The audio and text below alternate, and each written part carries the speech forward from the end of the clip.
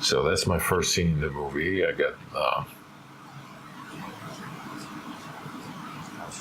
play a supporting role.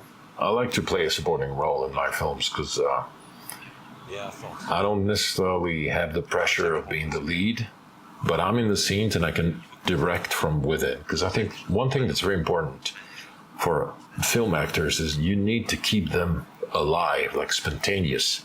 And that can be very hard when you do lots and lots of takes, of course. But when you're the writer, director, and as it was here, it was my production company at the time, which was producing it. Yeah, I thought so. The actor in front of you knows that you pretty much can do everything you want and anything in the scene. You can improvise lots of stuff. And you can keep them on their toes with just very simple things. Like, for example, we're supposed to shoot a dialogue scene and you turn your back on them. They were thinking that you would be facing them, but you just happen to turn your back. That will jolt something, that will create a reaction.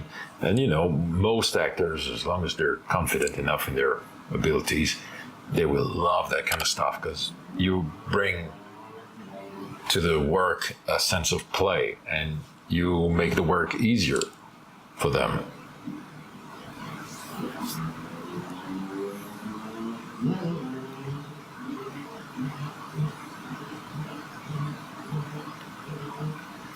That scene to me in the movie is the first where the Western influences are clearly visible, or clearly felt, with that shot, that wide shot, that really grabs some sense of scale, some details, and you stay far away. There's this distance. You start to make. I really hate that when people say that the city or the place is a character in the movie. To me, that makes no sense, really. But it kind of does. I'm thinking, and it's you shoot from the point of view of the place, as if the place itself was a threat.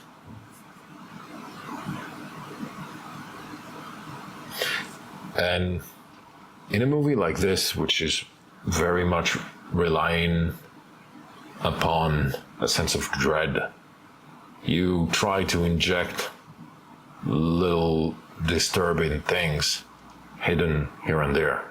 And so this actress, her first shot in the scene, we shoot her. She's a silhouette in the corn.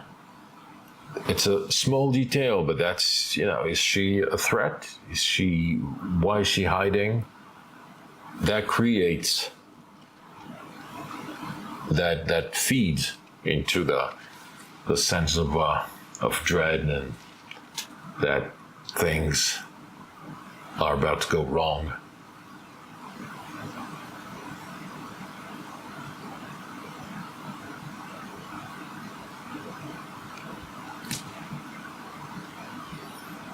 Was a real rifle, and like a real functioning rifle. Where did you get it? Small budget, so I needed to be very careful with that, and I was, because that scared the crap out of me. But it was not loaded.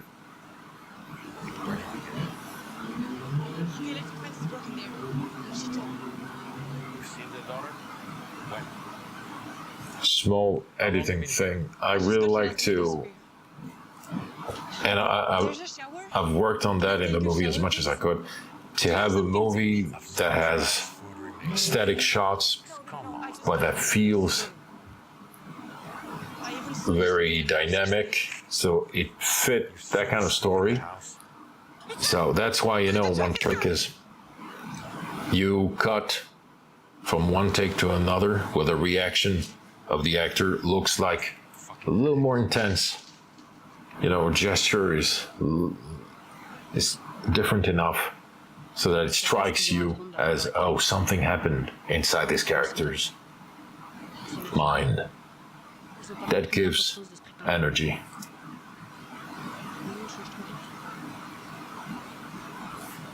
That scene, it was almost all close-ups.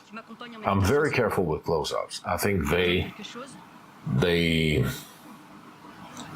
take away some punch easily, but the actresses were doing such a great job, and it was very much an eyes scene where lots of things were supposed to happen here,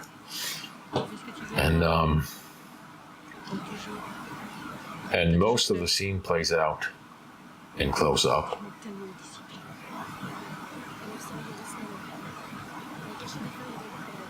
And lots of things are implied, like it is with the whole movie. It is implied that the character we just saw is this character's, her, yes, that she's the guru's daughter. It's strongly implied. Never said. And yeah, to me it was, when a whole society breaks down, people are gonna look for certainties. They're gonna create themselves some. And sometimes it comes from a place that can make sense and then devolve into something that is an excuse for their own darkness. So to me, that character was written in that way, the guru. She came from something that makes a lot of sense to me, the way we deal with mental health, with people that are mentally different than normal people. And she wanted justice, but then power corrupts, maybe, or the corruption was already here. More like the corruption was already here. And the fact that no one was operating as a counter power to the guru makes her be able to let her inner monster rise and be unchecked.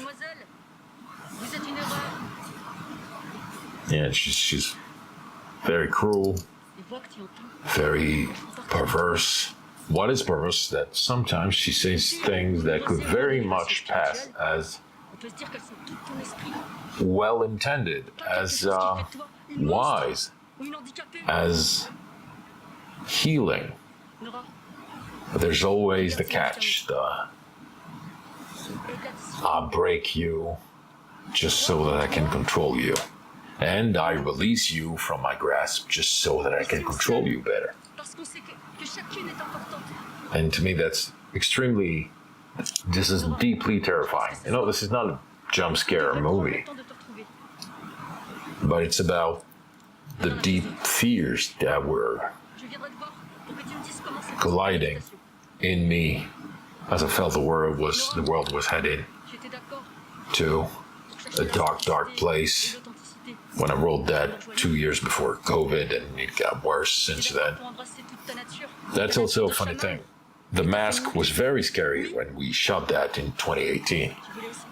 After we completed the movie, after having to re-edit it in 2020, when it was about to be finished, The Mask was telling a very, very different story. Like, maybe that character, that guru, she was protecting herself without protecting the other women around her.